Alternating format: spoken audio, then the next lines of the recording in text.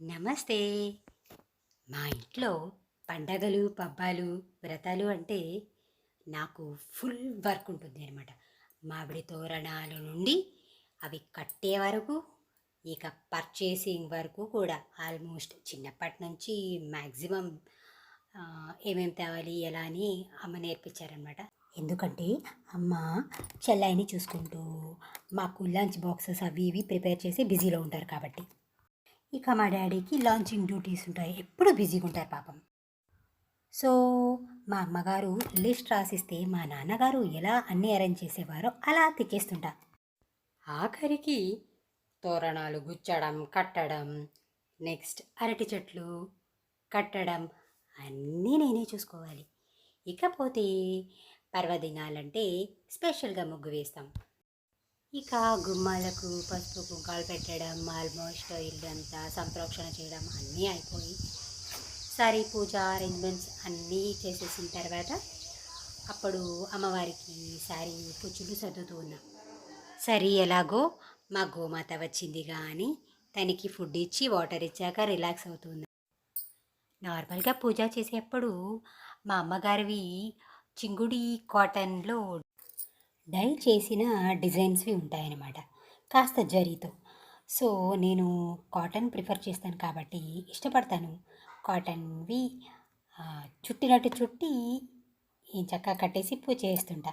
ఎక్కడా కాంప్రమైజ్ కాను. ఎందుకు కాస్త తంటాలు పడతానంటే ఇంట్లో t shirts, pyjama, tops, kurtas, long skirts వీటితో ఉంటాను. సో ఆ కుచ్చుళ్ళు పెట్టేటప్పుడు కాస్త సతమతం అయిపోతానమాట. మొత్తానికైతే అమ్మవారిని అంత ముద్దుగా రెడీ చేసేస్తాను ఎవ్రీ ఇయర్. ఎప్పుడు ఈ డ్యూటీ నాకే అప్పగిస్తుంది అమ్మవారు, వదిలితేగా నన్ను. ఇక ప్రసాదాల సెక్షన్ కంప్లీట్ వాళ్ళదే. సో పూజ ఆక్రతు మొత్తం తంతు అంతా నాది. నీకు ఎలా కన్వీనియంటో అలా నిదానంగా తృప్తిగా చేసుకొని పూజ అన్నట్టు మా మహాదేవుడు ఫుల్ పర్మిషన్ ఇస్తుంటారు. అప్పుడప్పుడు నేను అంటానన్నమాట, ఈసారి డ్యూటీ మీదే వదినా అని. ఎందుకంటే మా పద్ధతులు, మా వదిన వాళ్ళ హౌస్ వాళ్ళ పద్ధతులు చాలా తేడా ఉంటుంది. సో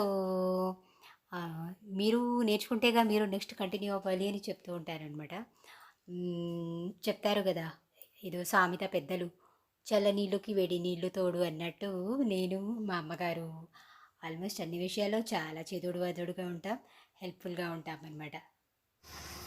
ఆనంద భైరవి.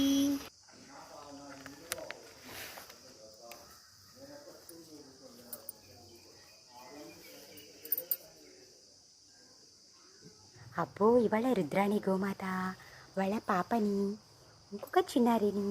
ఇంకొక చిన్నారిని తీసుకొచ్చింది. జయ గోమాత. చిన్నారి, ఈ చిన్నారి వచ్చి వెయిట్ చేస్తూ ఉంది, మేము చూడలేదన్నమాట. సో వచ్చి కూర్చోనింది, ఇచ్చాక తినేసి